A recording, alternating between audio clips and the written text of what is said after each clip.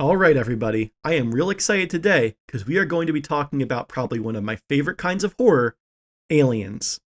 They Lie Above is unfortunately an abandoned alternate history horror series from the creator of the Smile tapes. Think something like the Monument mythos, but all about aliens. We will be covering the entirety of part 1 today, so without further ado, let's get into it. The first video is called Testflight 112. The video opens informing us that this is a confidential recording of a test flight for an Air Force X-15, piloted by Neil Armstrong. The flight begins as normal with the standard takeoff until the flight encounters something that is censored by a black box at the top of the atmosphere. The object approaches the X-15, and from what we can see on the corners of the sensor box, appears to only attach itself onto the craft. We can see what almost appears to be tendrils moving out of the corner of the sensor box. The entity then seemingly goes behind the camera before we cut to the X-15 descending rapidly and crash landing. In the crash, the camera is destroyed, but luckily Neil appears to be physically okay. We are told that Neil was given memory drugs after the flight and transferred to the space program shortly after. Also, in the last few seconds of the video, we get a horrible face that appears within the static, and I hate it. I hate it so much. So let's dive into what's going on here. Let's start with the entity we encounter in the air. The fact that there is a censorship bar over it, very strange, as we are already viewing what is meant to be a classified tape, so there would be no reason to censor anything within it. This makes me think that whatever this thing is can cause problems to anyone who sees it, even if it's over a recorded video. We actually are lucky enough to get some distortion in the video that allows us to get somewhat of a view of whatever this thing is. It does somewhat resemble a humanoid shape, but again, there are definitely some kind of tendrils coming off the body. Throughout this section, we also get quick cut frames of that same face we could see at the end of the video. Maybe this is what the face of the entity looks like? Now, after the flight, Armstrong is still alive and well, but obviously he was very shaken from the experience. The government's response to this was to give him memory drugs, which we can assume wipe his memory of the incident, and then get him right enrolled into the space program. This definitely means to me that the government has identified some connection between this entity and Armstrong, and want to focus on getting him back up into space to encounter it. The next video in the series is Bazel. This video covers an event that occurred in 1947 in Corona, New Mexico. This event was a bright dot that appeared somewhat low in the sky, traveling at 300 miles per hour.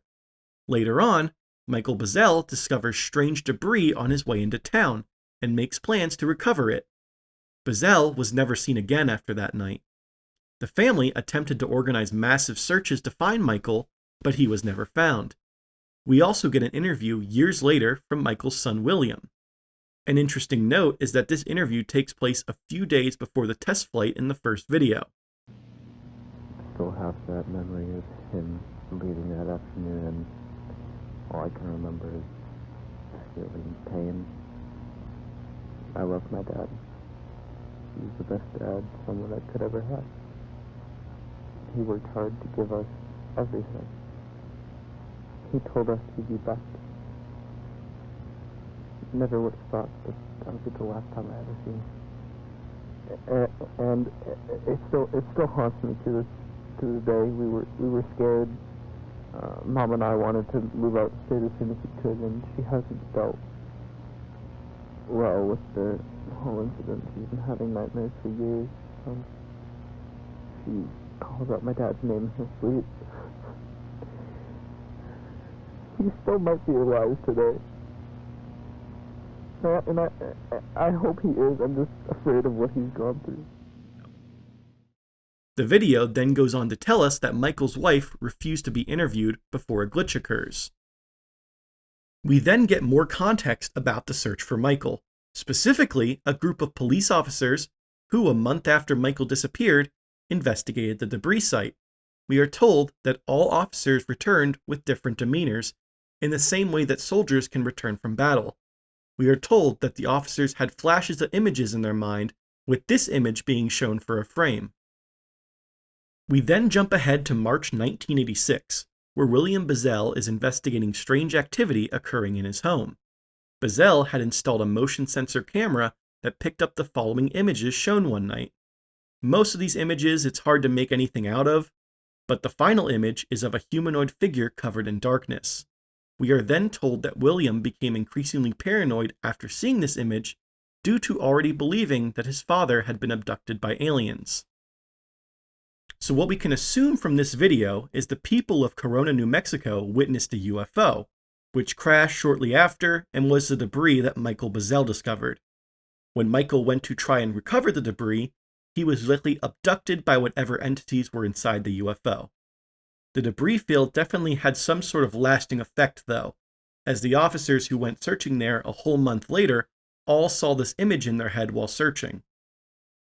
It's really hard to tell what this is, but it almost reminds me of a heavily distorted person's face. Maybe this is what has happened to Bazel, or maybe this is potentially what these entities from the sky actually look like. Now, before we get into the next video, I want to talk about something. So the creator of this series, when making it, had come out and said that this series is separate from their other series, the Smile Tapes. And in the first video, we have text in the description that confirms this. But in the second video, that same text has now been crossed out. So I have no idea if the creator is trying to tell us that these two series are actually connected, but I do think we'll definitely need to cover the Smile Tapes in the future to see if there are any connections to be made there. The next video, titled ArmstrongApollo, opens with the launch of the Apollo 11 rocket. This rocket being historically known for the flight that was successful in making Armstrong the first man on the moon. We are shown shots of the rocket ascending to the moon before we witness what appears to be an eclipse of the sun with the Earth. At this point, the audio cuts out completely until Armstrong descends from the craft onto the moon. Armstrong says the iconic line, and the video turns to static, but a strange silhouette of a face can once again be seen. We cut to dialogue from Armstrong informing us that drugs had been stored in the probe, and that they were not told why. He also goes on to explain that he felt dreadful, but also that a presence was around him that felt familiar. We can assume that whatever presence was on the moon with Armstrong was likely the same entity, or at least similar, to what he had encountered during his X-15 flight. We now get a recording from 1972 of an interview with William Bazel, as William had an encounter with Armstrong. Will explains that he had met Neil grocery shopping and had asked him about the Apollo mission due to being very interested in space. Armstrong initially started out friendly, but when Apollo was brought up, he became full of fear and trauma and quickly left the store as if he was being followed. We then cut again to a slideshow showing Neil Armstrong throughout the years. All of the pictures are fairly typical until about the year 2012, which historically was the year that Armstrong had died.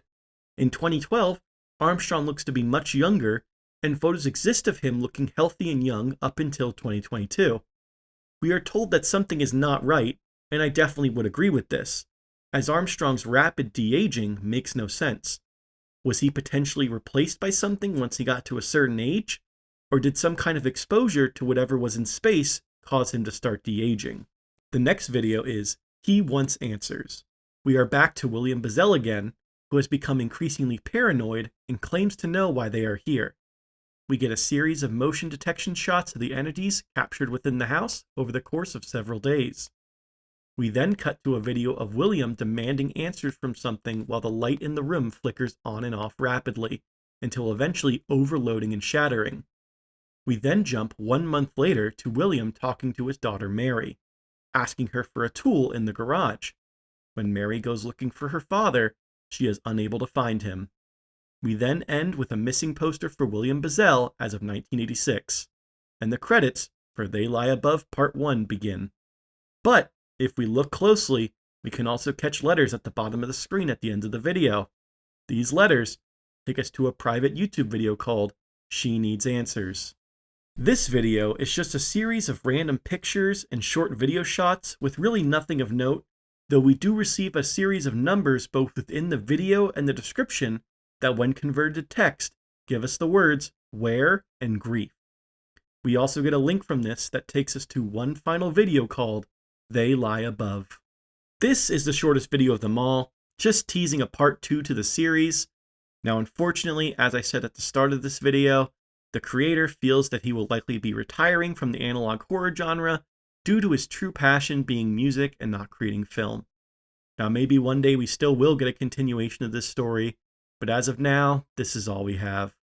But before we leave, let's do one last brief full analysis of the entire series. So starting this series, we have Michael Bazel investigating a potential crashed UFO in New Mexico before disappearing and never being seen again. We then have the test flight of the X-15 by Neil Armstrong, where he has direct contact with some kind of alien, but his memory is wiped by the government and he is placed into the space program. Armstrong then goes on to be part of the Apollo mission and actually successfully lands on the moon. This is where he likely encounters the same entity again that he had seen during the test flight. He is once again likely subject to some kind of memory loss by drugs due to pills having been brought on board the shuttle. After the Apollo mission, Armstrong is very scared whenever the Apollo mission is brought up by others, and also appears to not be aging properly anymore due to photos of him in the late 2000s making him look much younger than he should. Now William, Michael Bazel's son in the 1980s, becomes extremely paranoid about potential aliens watching him and believes that they are directly responsible for his father's disappearance. He sets up motion sensor cameras in his home and actually does catch evidence of entities visiting his home at night. When he does finally try to confront these entities, we are not provided any kind of answer, but shortly after his confrontation, William goes missing. This leaves his daughter Mary in the same situation he was in as a child, her father disappearing without a trace and leaving her to wonder and question what has taken him. So that is the analog horror series, They Lie Above. For right now, that's all we can really cover of this series. Now, I do have some potential theories as to how this might actually directly link into the Smile tapes, so maybe we'll cover that story at some point in the future. Thank you all for watching. If you liked the video, please leave a like, and if you want to catch more content like this, make sure to subscribe to my channel, The Blackwood Archive. This has been They Lie Above, and I am out.